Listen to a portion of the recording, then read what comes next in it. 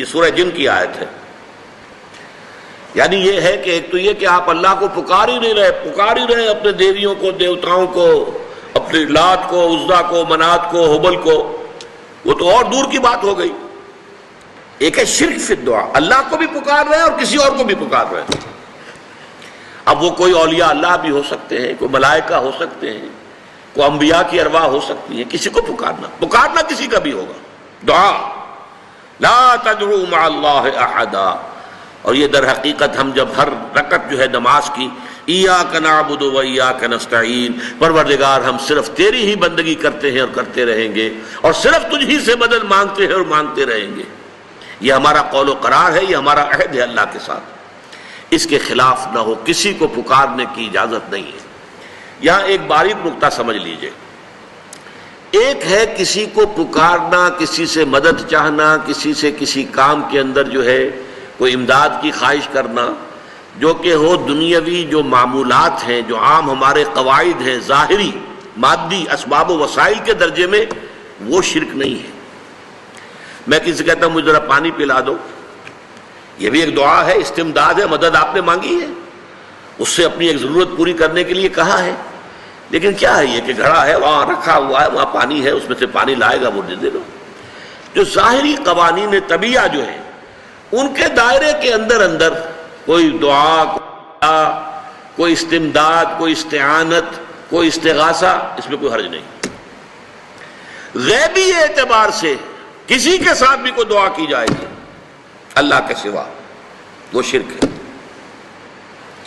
وہ استدعا ہو، استغاثہ ہو، استعانت ہو، استمداد ہو، استنصار ہو، کچھ بھی ہو، غیبی طور پر دنیا کے معروف طریقوں میں اور جو ہمارے طبعی قوانین ہیں ان کے دائروں کے اندر مدد مانگنا، اس میں قطعاً کوئی شرک نہیں ہے، توحید ہے. البتہ اس میں بھی ایک باریک نکتہ ہے.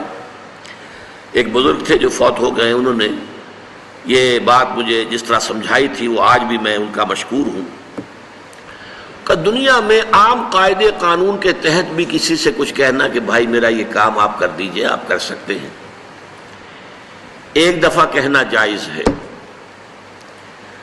دوسری مرتبہ یاد دلا دینا کہ شاید بھول گئے، وہ بھی جائز ہے. تیسری مرتبہ کہنا شرک ہو جائے گا. اور اس میں الہا و زاری کرنا اور خوشامدیں کرنا اور گڑ گڑانا، یہ تو شرک ہے. تم نے یہ سمجھا ہے کہ تمہارا کام یہی کر سکتا ہے، کام کرنے والا تو اللہ ہے.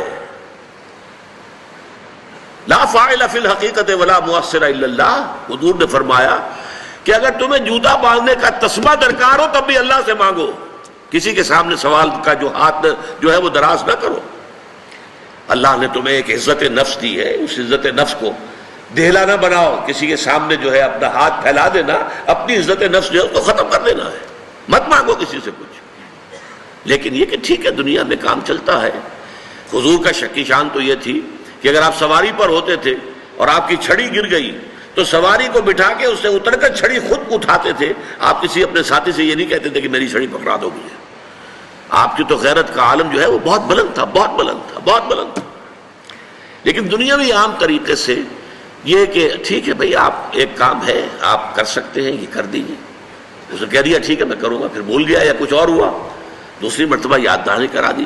تیسری مرتبہ جو ہے انہوں نے کہا کہ پھر اس میں شرک کی بو آنے لگتی ہے کہ معلوم ہوتا ہے کہ آپ نے سمجھا ہے کہ اسی کو اختیار حاصل ہے، یہی مقتدر ہے، اسی کو آپ کا کام کرنے کا جو ہے وہ پوری قوت اور قدرت حاصل ہے، اور یہ چیز جو ہے یہ شرک کی بو اس میں سے آنی شروع ہو جاتی ہے.